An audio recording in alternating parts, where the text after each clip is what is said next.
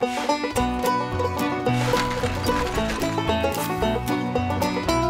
interior of British Columbia has been home to the Shuswap Nation for almost 10,000 years. In fact, they first ventured onto the land when the glaciers receded. Despite many struggles to deal with the arrival of Europeans in the 200 years of recent history, Native peoples have worked hard to preserve and share their culture with future generations. One place where visitors can learn more about traditional Native life is at the Shuswap Nation Interpretation Center at the historic Hat Creek Ranch. Located just north of Cache Creek along Highway 97, the ranch is a place where visitors can discover British Columbia's heritage, from First Nations culture to Gold Rush lifestyle. When we visited, our tour guide, Sandra Gaspard, gave us a review of what visitors can expect. Well, the Shuswap Native Interpretation Center was developed by our people as a way to preserve history and culture for the younger generations. So many of our people have developed methods of showing how we would cook and preserve our foods and berries, meats, medicines. Then we move into lodgings. We were very nomadic people during the times of the spring to the fall. So we constantly traveled. Our main dwelling, though, other than trading and preserving and following the food, was to live in our villages where we had our pit houses, which we referred to as kukulis or kukulai. You would have your immediate family living with you, from grandparents to grandchildren, and stay there for a 6-month period of time.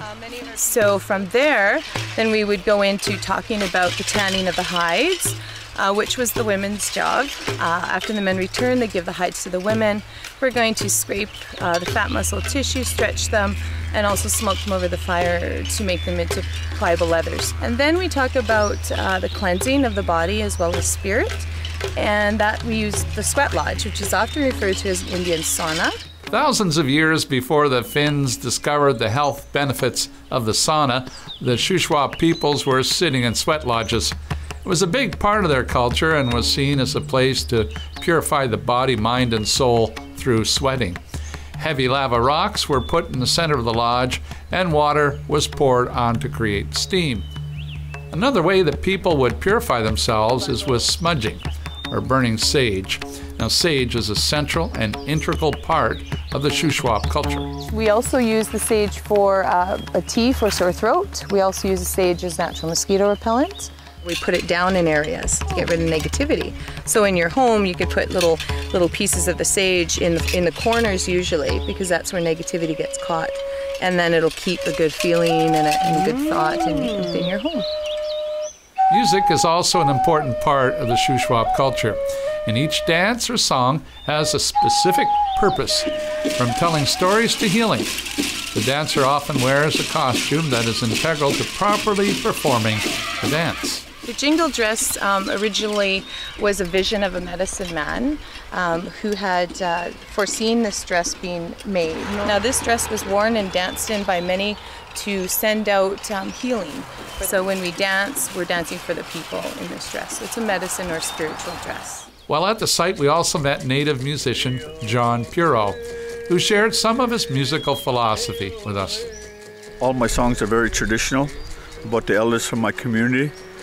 My flute is my own, and I love to play this not only for myself but for other people who enjoy it and are going through a healing experience in life. Okay, that's why I play this drum also, for the same reasons, so that the future generations will also get to learn the songs that I sing, the flute songs that I play. British Columbia is a beautiful landscape peopled by a rich tapestry of many cultures.